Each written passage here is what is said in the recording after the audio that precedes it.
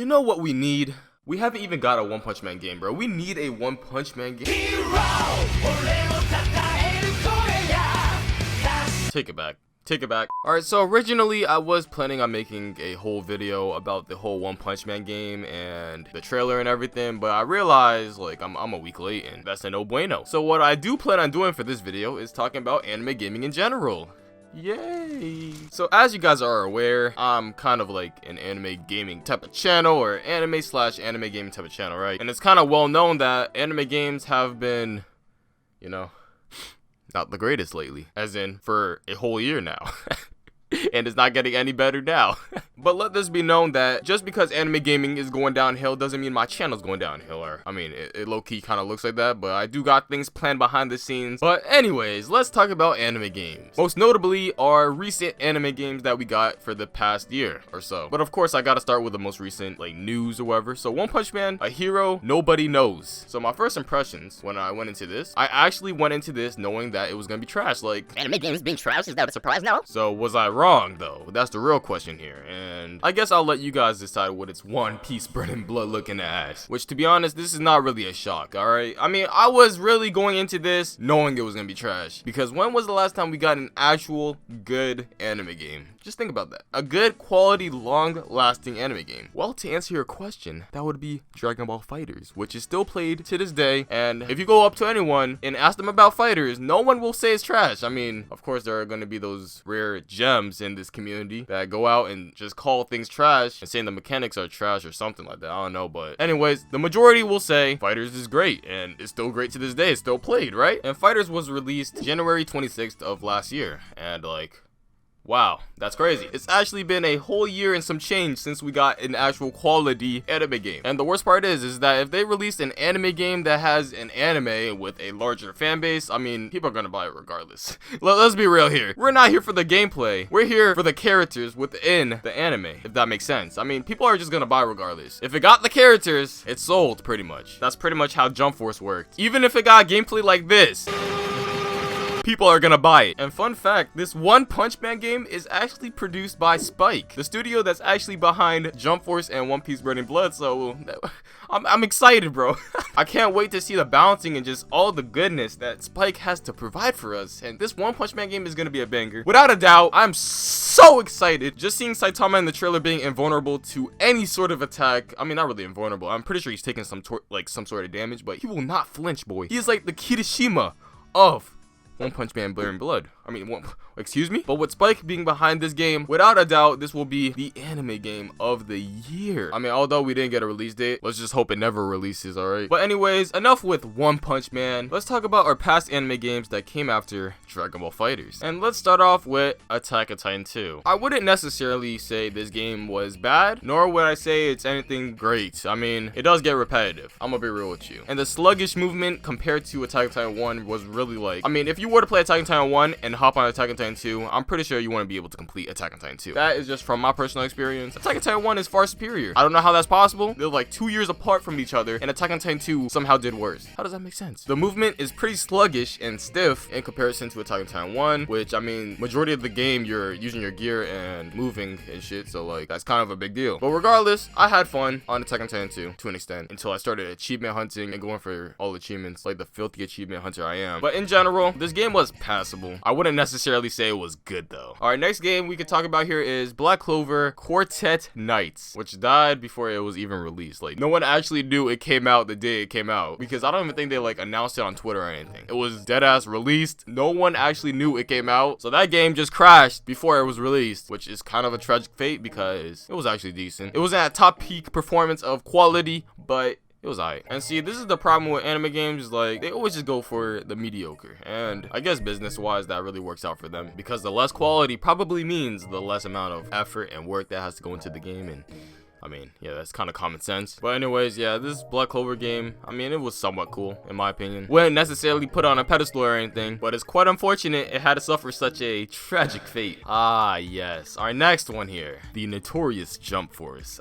Where do I start with this one? Should I just start off with a rematch button right off the rip? What do you guys think? Where's my rematch button, boys? It's been 5 months and we still haven't been given the luxury of a rematch button. I mean, I wouldn't necessarily say they forgot about the rematch button. They just didn't care. And it's pretty apparent that they didn't care about this game. They dropped this on us, removed some characters from the roster and put them as DLC content. So, you know, that's something to look forward to. They actually did us so dirty. This game could have actually become something to be loved, but is now legit the biggest meme in anime gaming history. And if you are one of those scrubs on Twitter defending this game, I actually did see someone say like Jump Force is on equal grounds with like Storm 4 or even better. I don't know, like this dude was, I don't know, man. I don't know what type of crack he be on, but like yikes. But Jump Force, game mechanics wise, terrible. There's GPS on like every attack. The movement is clunky. The story mode is there a word worse than lackluster? I legit skipped every cutscene. And overall, the developers just don't care. It's pretty apparent when you don't add a rematch button after it was highly requested for like 5 months or so. Hey, but you never know. It might turn out like Storm 4 where it took them a whole year to add spectator.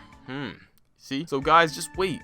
Be patient. You guys are not patient enough to wait for the rematch button. Just be patient. Hold off for a while. Just a short while. Few months, give or take. And we will be delivered the rematch button. So just wait, guys. Stop being impatient. And what's crazy is that I was actually hyped for this game. Jump Force. I was like, yo, this is gonna be the game. Just to get hit up with the bullshit, bro. I really did wish this game turned out good. And the worst part is we all got baited into buying this game because of the characters within it. We overlooked the gameplay and we just said, yo, is that Yusuke? Yo, is that Kurapika? Yo, is that Luffy? I mean, wait, Luffy is always in like every anime crossover game, but they included characters that don't even have their own games like Bleach and Yu Yu Hakusho and all that. They finally got their own game, or a part of their own game in the sense of Shonen Jump, and we just got debated like that. Crazy how that works. And imagine looking forward to be playing as Light Yagami. They included him in the trailer and everything. I was like, yo, will we be able to play as Light? What do we do to hurt you guys? So you guys, you know what? I'm not gonna get angry. Not in this video, bro. I gotta stay monetized. So moving forward, and I'm not actually going in any particular order of like release date. I'm actually going all over the place because I'm just actually looking at a list right now and going down the list of just anime games that came out within 2018 and 2019. So I apologize for my laziness in putting these in order. So next game, My Hero Wants Justice. My Hero as an anime was popping. My Hero as a manga was popping. They released the game. We bought it, and what did we get? A clunky ass game. What a surprise. I mean, to be honest, I'm not gonna say I didn't enjoy this game. It was fun. Actually, yeah, it was one of the more funner games. Although the movement was trash and like the combat system was kind of trash, I mean, there was some form of manual comboing within the game, which, you know what, let's give some plus points for that. There's a little bit more depth to the combos and everything. Although spamming was a problem because you couldn't block after running. Like, what?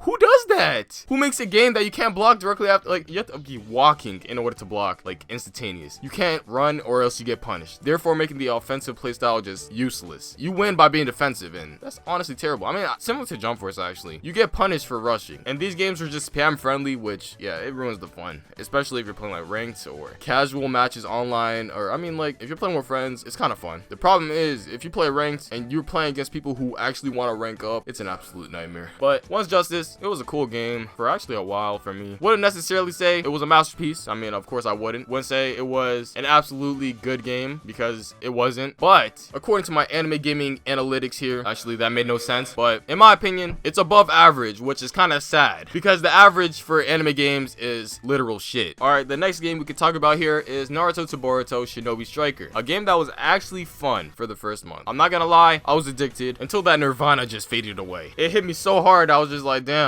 what to do. After that 2-week period of just grinding this game, I realized there's nothing really to go for anymore. It was just a feeling of emptiness. I was like, what am I gonna do? Because it does get boring after some time. Because if you really think about it, if you have the same meal every day, you're gonna get sick of it. And that's exactly what happened. Yeah, there was a ranking system. Yeah, there was levels, but like it really didn't go that far. And after a month, I just seen this game as just rubbish. And one thing I never really got is how they said they were going for like a manga type of look. I really didn't see it. It just looked crusty. Honestly, the graphics look ugly. They said they were going for a manga look? Excuse me? This look like manga to you? Alright, next game we could talk about here. Piece Worldseeker. A game that I didn't play nor buy because I didn't care for it. It looks pretty, but when I looked at gameplay for this game, it looked boring. So tell me in the comments down below what you guys thought about the game because I'm curious to hear your opinion on it. Personally, I didn't get it because it just didn't look fun. I'm gonna be real with you. It looked very pretty and I'm gonna give it that. And like the cutscenes look glorious. I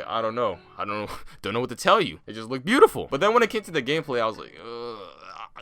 yeah, so I didn't really get it and didn't really care for it. So tell me down below in the comments what you guys thought. Curious to hear what you guys have to say about that game. And let's move on to the 7 Deadly Sins, Knights of Britannia. I'm gonna be real with you, I didn't get this game. It looked bad. Although I am a fan of the 7 Deadly Sins, I didn't actually hear about this game until like months after it came out or something like that, and I honestly didn't care. Why? The game looked like doo-doo, and this is another game that I would like to hear your opinions on. From what I've seen, the game didn't look that appetizing. It didn't even look appetizing. See, there are some games that look appetizing and that make you want to buy it, but like, no. Just no. So feel free to comment down below on your thoughts on that game. I'm moving on out here to Fatal Bullet. Yes. SAO Fatal Bullet. MMORPGs always has been a thing in my life that I was like, yo, I like this shit. I like leveling up. Leveling up is cool and grinding is cool, and I like that. Yeah, it's not really an MMO, alright, actually. But the thing is with Fatal Bullet is that this game has a point where you kind of just give up grinding. The grind factor within this game, it's not what I would call top quality, because the boss is pretty easy. I mean, if you put your game on easy or normal difficulty, maybe if you put extreme difficulty, there's a challenge to the bosses, but it could easily be, I wouldn't say exploited, but you could actually get around the extreme difficulty by having certain accessories that pretty much keep you safe at all times, and just have the right characters as supports and have the right buffs and shit to like make it so much easier, and so that extreme difficulty is not even a problem at that point. So maybe if this game was a little bit more difficult, I want to say Dark Souls difficult, all right, I'm not going that crazy, I'm not going to that extreme, but if it had more of an impact with every boss battle, because every boss battle just seems easy, and that does get boring. So like, what I'm trying to say is that the boss battles are pretty stale, and for an RPG sort of game, boss battles are kind of like a big deal. It's kind of what keeps these players in the game to fight these high level bosses, right? And if they're all easy like this and the whole game is easy, like, yeah, it's easy to lose interest. And if this game was actually an MMO, then probably this game would be pretty higher up in enjoyment, get into like fighting parties and shit, but it's just an RPG, like a solo RPG with a co-op option where you can do some random ass dungeons and boss battles. So I mean, we'll have to give it that, I guess. But gameplay wise, I did enjoy it. You know what? This is actually one of the better anime games that came out. But I guess because it's not an MMO and the game is as easy as can be, the game is a good 6 out of 10. If it was an MMO, maybe it could have pushed up to a 7. All right, I'm gonna be real with you. So anyways, I suppose this is where I stopped, because I only wanted to go over games that you guys are most familiar with. There are a few I left out, like Digimon Stories Cyber Sleuth, or is that Sleuth? Yeah, I left that out. I don't know what that game is. Fist of the North Star Lost Paradise. I think I've heard of this game. I haven't really played it, or I'm not really aware of it. So I left out a few. So I only really went over games that were the most hyped out of the bunch of anime games. I mean, I went over the majority of the anime games that actually came out. So anyways, yeah, this is just a nice little video to vent at the anime games that came out. And I suppose this is how anime gaming is gonna go for, I guess, the next year or so. Maybe, just maybe, they'll step it up and make quality anime games once again. Probably not, but we all can hope, we all can pray that the day will come where anime gaming is great again. So anyways, if you try to defend any one of these games that I mentioned as great and quality, and you be like, Mo, what are you talking about? After Fighters, bro, My Hero One's Justice was a banger. This game was an absolute banger. Like, how do you not see it? You must have been just bad at the game. Or Jump Force. The only reason why you hate it so much is because you're so bad at the game, bro. Get better at the game. Well, guess what? Your opinion don't matter. So anyways, yeah, I suppose that's it. I don't have anything else to say. This One Punch Man game is just gonna hurt my feelings even more. Just knowing that anime gaming is not gonna get any better from here on here on out. Let's face the harsh reality now that anime gaming is done. The era is over. These developers soiled it, but it's all good, man. Just look on the bright side, if there's any.